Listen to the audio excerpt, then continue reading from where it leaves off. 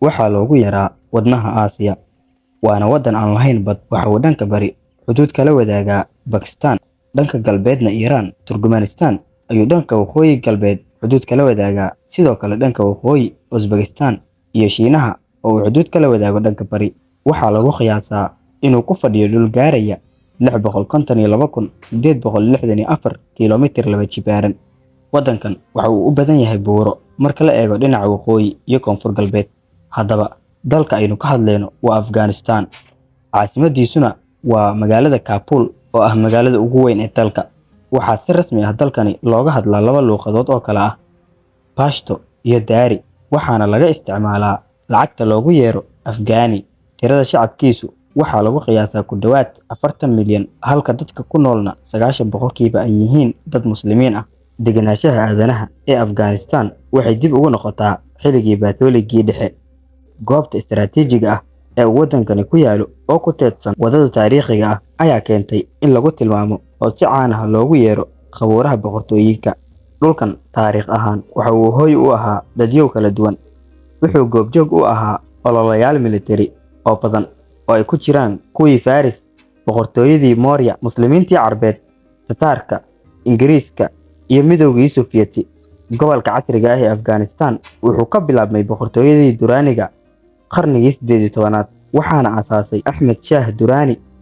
Si kastaba ha ahaatee, waxaa lagu dooday in Dost Mohammad Khan uu dhigay aasaaska dowladdii ugu horeysay ee Afghanistanta casriga ah. Kadib dhimashadii Ahmed Shah Durrani, waxaa loo qaybiyey boqortooyooyin yaryar oo madax bannaan. Si kastaba ha ahaatee, Afghanistan waxay dib ugu midowday dagaaladii mideynta ee uu hogaaminayay Dost Mohammad Khan 1823 ilaa 1863, halkaas oo uu ku qabsaday maamuladii xorta ahaa ee Afghanistan, kuwaasi oo hoos yimaada imaaradii Kabul. Dost Mohammad waxa uu geeriyooday 1863 maalmo kadib ololihiisii ugu dambeeyay ee lagu mideynayay Afghanistan. Laga soo bilaabo dabayaaqadii 1970-yadii, taariikhda Afghanistan waxa gacanta ku haya dagaallo aad u ballaaran oo ay ku jiraan afgembi, duulaan, kacdoono iyo dagaallo sokeeye. Dagaalku wuxuu bilaabmay 1978 kadib markii gacaankii Shuuciga ahaa uu dhidibada u taagay dowlad hanti wadaag ah. Dagaaladii xigayna waxay sababeen in Midowgii Sofiyeeti uu duulaan ku qaado Afghanistan. 1979 mujaahidiintu waxay la dagaalameen Sofiyeetka.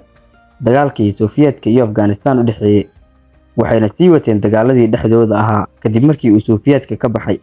1996 waxaa dalka intiisa badan maamulayay Taalibaanka Islaamiga ah, laakiin imaaradoodii Islaamiga ahayd ee Afghanistan wax yar ayay ka heshay caalamka kahor inta aan la afgambin duulaankii Mareykanka ee Afghanistan sanadii 2001. Taliban waxay xukunka ku soo noqotay sanadka 2021 kadib markii ay qabsadeen Kabul oo ay afgambiyeen dowladdii Jamhuuriyadda Islaamiga ah ee Afghanistan. Sidaas darteed waxay soo afjareen dagaaladii 2001 ilaa 2021, inkasta oo markii hore ay ku andacoonayeen inay dalka u dhisi doonaan dowlad loo dhan yahay. September 2021, Taliban waxay dib u yagleeleen imaaradii Islaamiga ah ee Afghanistan oo ay ka heleen dowlad ku meel gaar ah oo ka kooban xubno Taliban ah. Dowladda Taliban ayaa weli ah mid aan la aqoonsanayn caalamka. Ugu dambeyn, Afghanistan waxay qani ku tahay kheyraadka dabiiciga ah oo ay ku jiraan macaadinta. Halkaas ayaynu ku soo afmeeraynaa. Haddii ay tahay markii kugu horeysay ee aad soo booqato boggeena YouTube-ka, fadlan subscribe dheh si aad u hesho muuqaalo ku xiiso geliya, lana wadaag saaxiibadaada.